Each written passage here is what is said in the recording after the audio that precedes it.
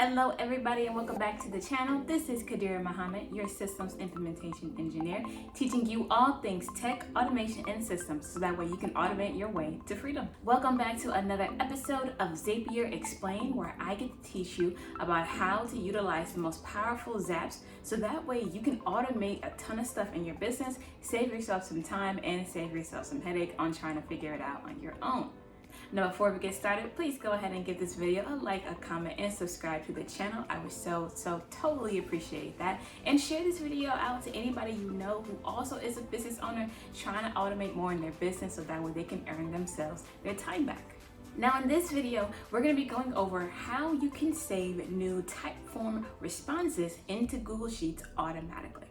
Now, this is important, especially if you utilize Typeform in order to send out forms and get form submissions from your clients, from customers, from anybody that you want to be able to send a form to. Now, usually when you send out a form, you'll get the responses in Typeform, but they just may not be in a way that's organized. Maybe you're trying to really look at your data and see what the typical responses are.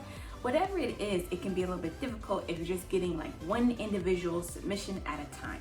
Now, how you can automate this with Zapier is that every time you get a response in Typeform, you're going to be able to automatically save it in Google Sheets. So your data is going to be in a much more organized format, and it's going to be easy for you to utilize it, to look at it, to study it, to analyze it, and do whatever else you want to do with it.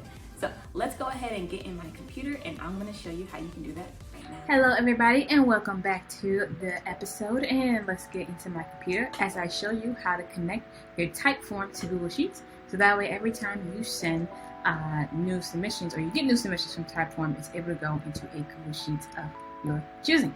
Now let's try this template out and get going. Alright, so we're about to connect our apps. We're going to set up the Zap and we're going to turn it on, and it's going to be super simple, so just watch. So first thing we gotta do is we have to connect our Typeform account. So let's click connect. I'm already logged into my Typeform. You just gotta click accept. And we're good to go. We'll click next. I'm gonna use this client intake Typeform that I already have created and I already have some responses for. Now Zapier is gonna get the data from Typeform. Now we're going to utilize one of my Google accounts that I already have in here. You're going to choose what Google Drive account you want to be able to utilize. So I'll choose my main one. Now you want to choose a new spreadsheet. Okay, so hold on one second. I'm going to make a spreadsheet so that way I can go find it. Alright, so now we have our test sheet and it's created. So we can click test sheet and we're going to keep on moving forward.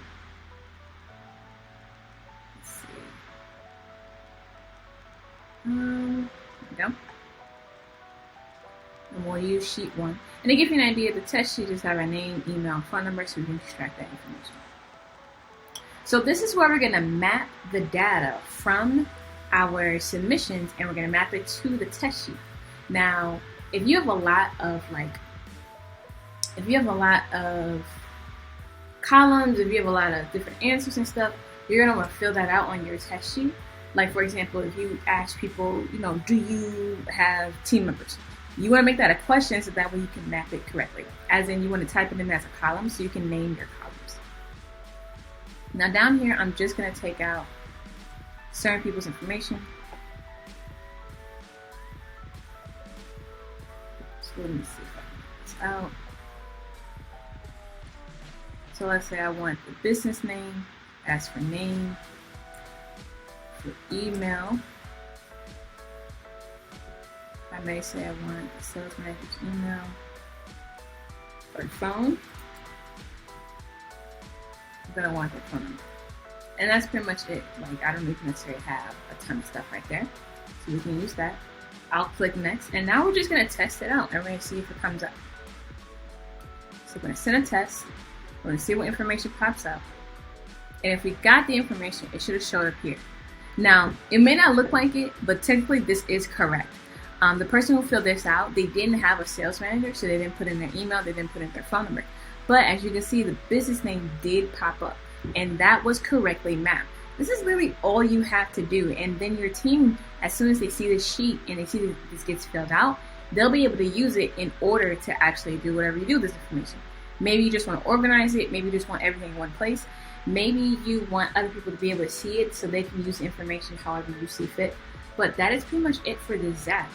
Now that you have this created, you can click next. You review everything that's there, make sure it's all correct. You turn it on, and then you'll be able to change the name of your Zap as soon as you're able to log into your Zapier account. And that is how you connect Typeform and Google Sheets. Thanks for watching. Okay, so I hope that tutorial helped you out so much. I appreciate you watching this video so far.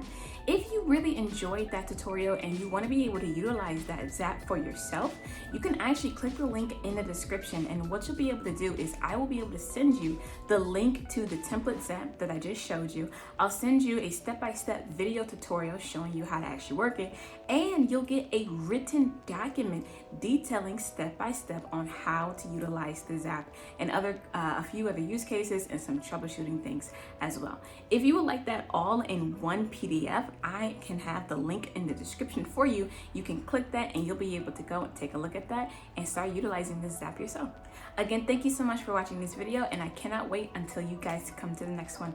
Go ahead and give this video a like, a comment, and subscribe to the channel, and give this share this video out to anybody else you know who's going to utilize something like this and who just should know how to use Zapier a little bit more.